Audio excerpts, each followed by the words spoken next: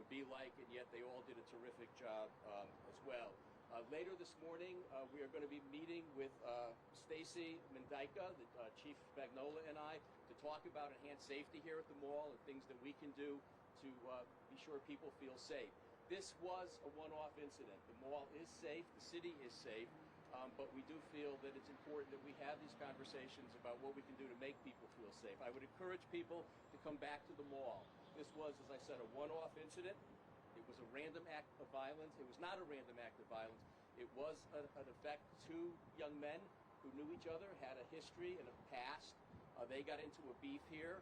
There were 4 young women with the victim, and so the perpetrator, when he was called out, instead of having what would have at one time been a fist fight, but because he was armed, came out with a pistol, shot the guy he was having a problem with, and the 4 women who were with him as well. And those are the 5 victims. So at this point, he is in custody, and the chief will be able to give you some more information about that in a couple of minutes. But he is in custody, so he is no longer loose. The mall has been searched and secured, and there's nothing to worry about here.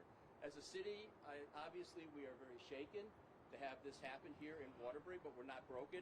This is a strong city, and we are very much standing together in times of crisis. We support and we care for one another, and we are going to continue moving forward as a city. So to every resident of the city, please know that we're all here for you. We're working hard, we're listening, and we're committed to keeping Waterbury safe and strong. So with that, I'm going to turn it over to Chief Spagnolo, who can tell you a little bit more about what's actually happening. Thank you, Chief. Good morning, everyone.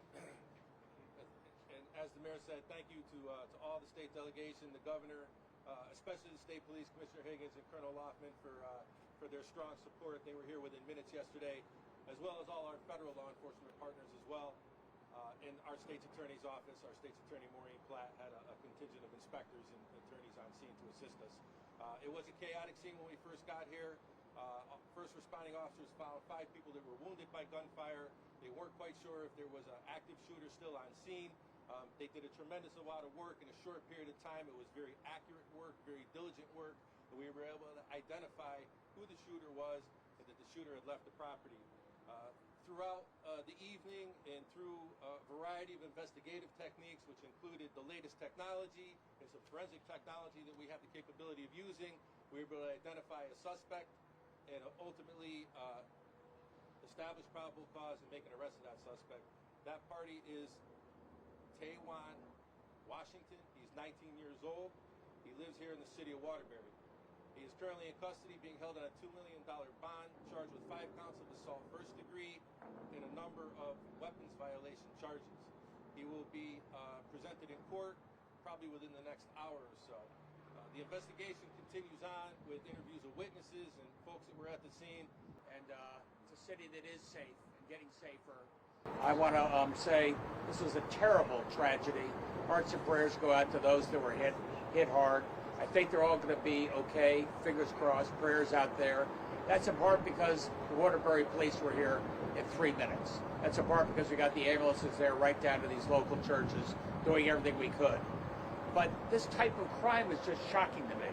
As the chief said, a lot of the crime, it maybe is one-off, but they know each other. These are not random acts of violence.